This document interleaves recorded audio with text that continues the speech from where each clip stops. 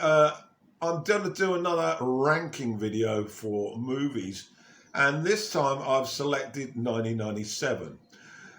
Top 10, of course, as usual, but a few movies from that year that didn't make the cut. The first notable absence from this list is Titanic. It swept the boards in the awards season, Best Picture, Best Director, Best Actress, but I'm not very impressed with it. It's not my type of film. Oh, it also got Best Supporting Actress nominations. Hoodlum, which is a gangster movie starring Lawrence Fishburne, Tim Roth and Andy Garcia. Particularly like this one, 1930s Harlem gangsters. And Absolute Power, Clint Eastwood movie. He's in it with Jane Hackman. It's about politics and murder. And Donnie Brasco, Mike Newell's film, starring Al Pacino, Johnny Depp and Michael Madsen. It's about an undercover FBI agent played by Depp who infiltrates the mafia, and the boss is, well, who else? Pacino. And it did get a nomination for adapted screenplay, this one. And Face, a very good movie. It's another gangster movie, but this one is set in England. It's about a heist that goes sour, lots of violence, lots of cockney dialogue. Stars Robert Carlyle and Ray Winston. Might have a problem for American listeners with that accent. And the last one I want to say that missed the cut, which is a little bit surprise really, maybe for many, was The Full Monty. This is Sheffield, this is unemployment, and it's about a collection of men who get together, a Chippendales type act at various venues to raise money. The Chippendales, of course, were notorious for their striptease shows. And this one actually got a Best Picture nomination and a Best Director nomination for Anthony Castagna and the original play. So those are the ones that didn't make it. So stay tuned and you'll find out what 10 did make it. At number 10 is Deconstructing Harry, the latest Woody Allen movie. Allen stars. He's a critically acclaimed novelist, but his novels, the topic of them are his previous sexual relationships, which basically breeds a lot of problems with his ex-lovers. And of course, he also visits his quack frequently to discuss how his sexual needs are not being met. It's a real hoot. It's probably no better or no worse than a ton of his movies, but I love it. And there's a tremendous opening scene at a sort of garden party where a character in the movie is seen fucking some woman in a room whilst viewing the spectacle of all the partygoers on the lawn. Oh yeah, and in comes a blind grandparent who doesn't understand what all the grunting's about. Okay, to 9, The End of Violence, directed by Wim Wenders, and it stars Bill Pullman and Gabrielle Byrne. This is a pretty difficult movie to grasp. It's what is described as a neo-noir thriller about social decay and human isolation. It has 3 storylines that sort of gravitate towards each other, which involve government conspiracies, mystery murders and missing persons. And it's an intriguing puzzle. May have some similarities with David Lynch movies. Right, and this is Afflicted, directed by Paul Schrader, starring Nick Nolte, James Coburn and Sissy Spacek. Coburn received the Oscar for Best Supporting Actress for this, Best Supporting Actor for this performance, and it's a tremendously tense, dramatic story of a broken relationship between Nolte and his father Coburn, and the two are awesome in this. There's quite a lot of violence. There's quite a bit of flashback for when Nolte was a young boy. He is Wade Waterhouse, and his father lives in an isolated sort of farm setting miles away from the city. We get a good look at Nolte's failed adult life. He's divorced and desperately wants contact with his daughter, but he actually works 3 or 4 jobs in the small little town. But he has a strong sense of right and wrong. And then there's, of course, Coburn, played by Glenn Waterhouse, played by Coburn, and the scenes involving him are extremely harrowing.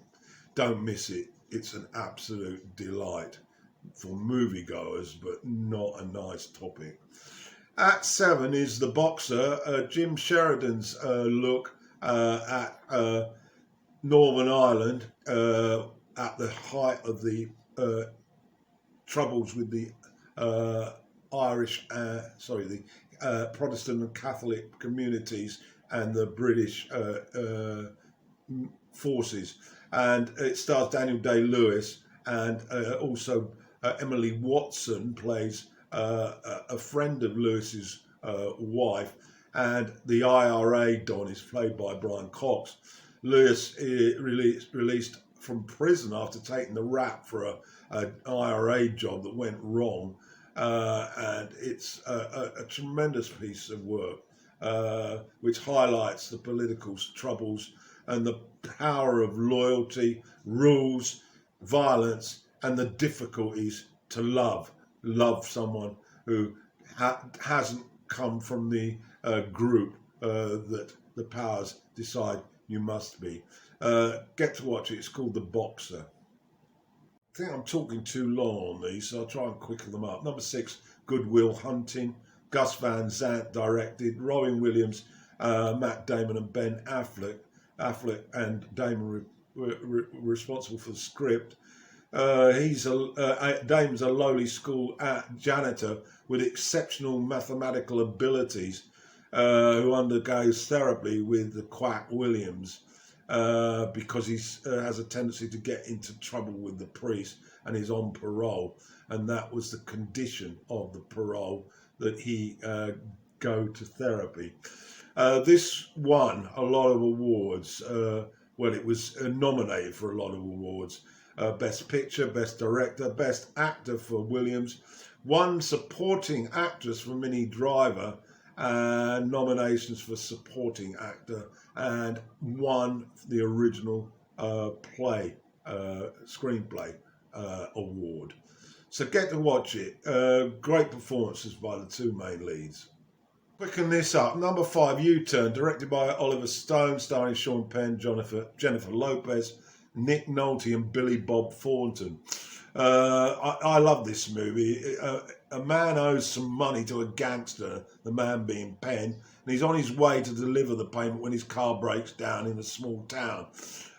He manages to track down the mechanic, played by Thornton, who agrees to fix the car, but of course he's got no money because, well, he has got some money, but he then loses that money in the town, and he therefore can't pay the mechanic.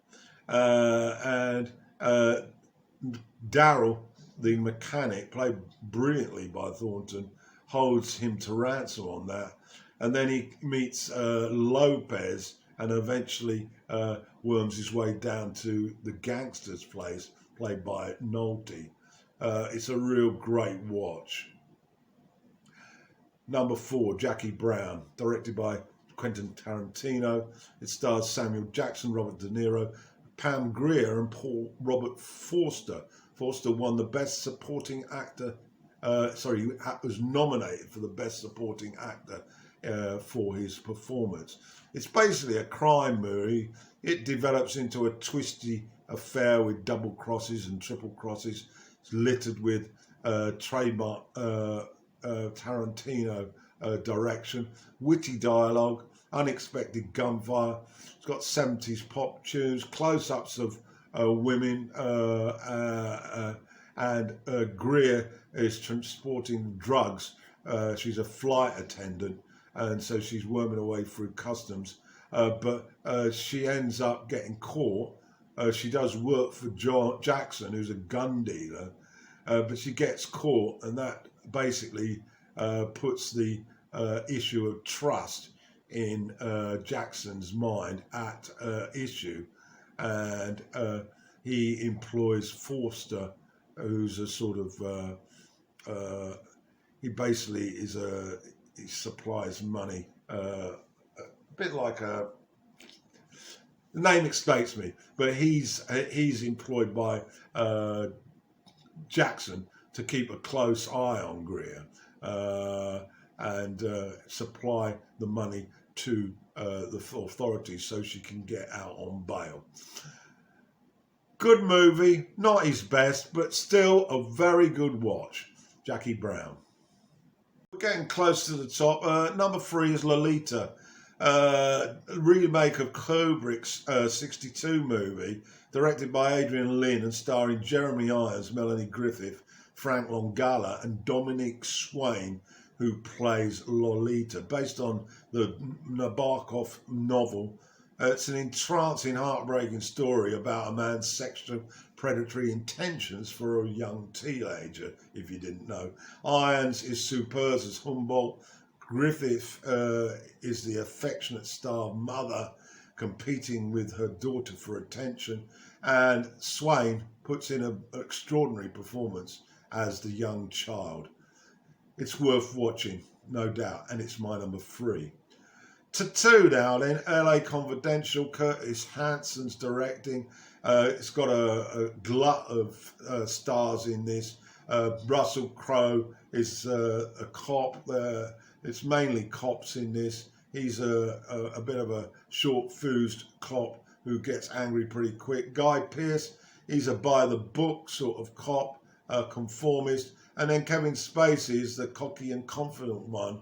They're all caught up in a crooked sort of corrupt scandal set in the 50s.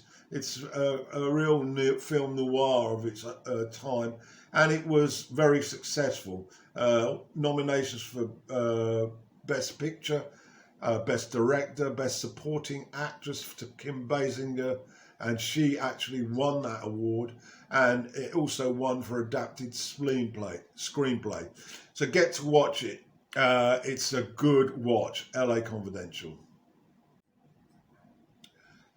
Number 1 then, 1997, As Good as It Gets, directed by James Brooks, starring Jack Nicholson, Helen Hunt and Greg Kinnear. This is a comedy, a romantic comedy as such, I guess. It's a witty tale of neighbours in an apartment block. Melville is Nicholson's character. He has a comfortable routine. He's a writer. He's semi-retired. He takes breakfast at a nearby coffee shop, and he enjoys flirting with Hunt's character Carol, who's the waitress. But he's very ill at ease with regard to his gay neighbour Kinnear, and particularly dislikes the dog owned by Kinnear. It's a comedy story, as I said, and it develops from there. Lots of awards for this one. Nomination for Best Pick. Jack won the Best Actor nomination, as did Helen Hunt for the Best Actress. Nominations for Kinnear for Supporting Actor, and nominations for Original Screenplay. So there we are. It's taken a bit of time to get through. That's my top 10 picks for 1997.